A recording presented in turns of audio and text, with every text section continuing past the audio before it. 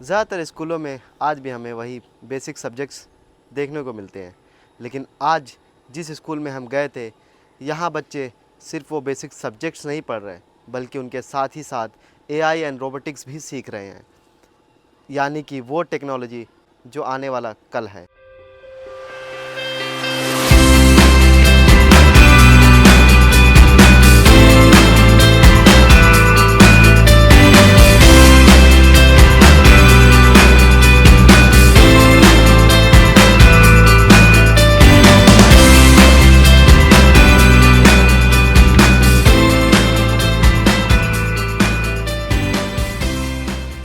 Hello बेटा।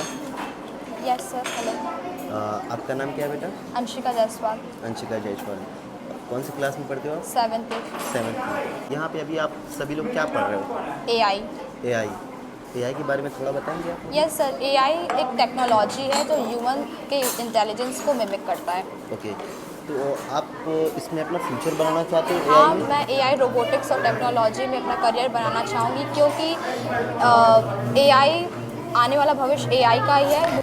AI और robotics सिर्फ मशीन की कहानी नहीं, ये बच्चों के सपनों और उनकी नई उड़ान की शुरुआत है। हेलो बेटा। Hello sir. क्या नाम है आपका? Sir my name is Zain Fatima.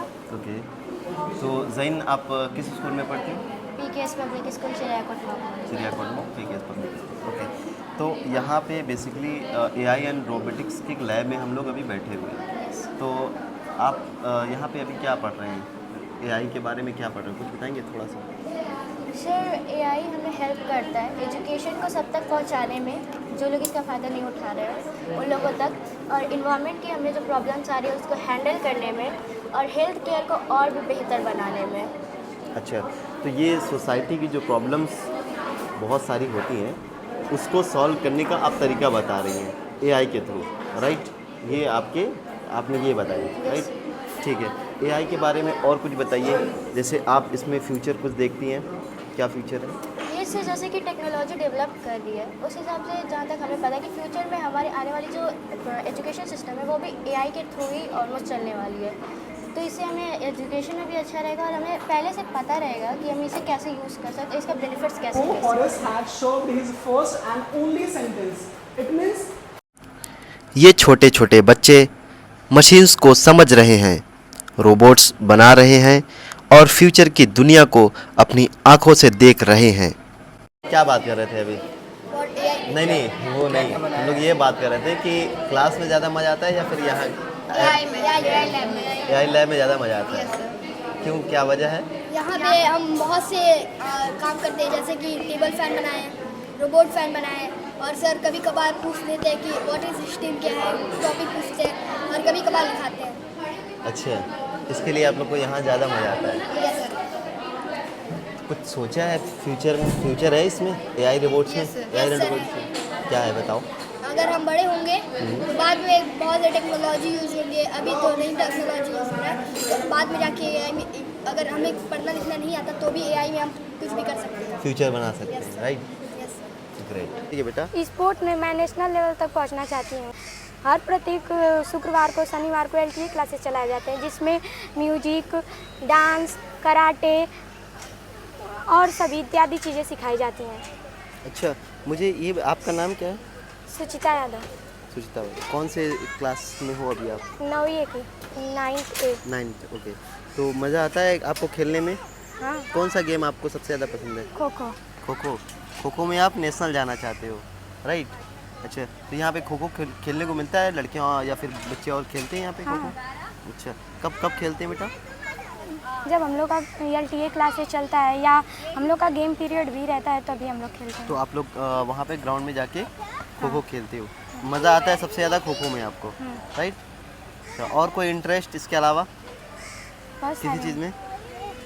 कोई और गेम में इंटरेस्ट है आपको? हाँ, कौन सा? क्रिकेट भी खेलना चाहते क्रिकेट भी आप खेलते हो? अच्छा, कौन सा फेवरेट क्रिकेटर है आप बताओ? हैं। सूर्य कुमार यादव। सूर्य कुमार यादव आपका फेवरेट क्रिकेटर है। लेडीज़ किसी का नाम याद है, लेडी क्रिकेटर? नहीं याद है? नहीं है। चलो कोई बात नहीं, ठीक है, thank you. Thank you sir.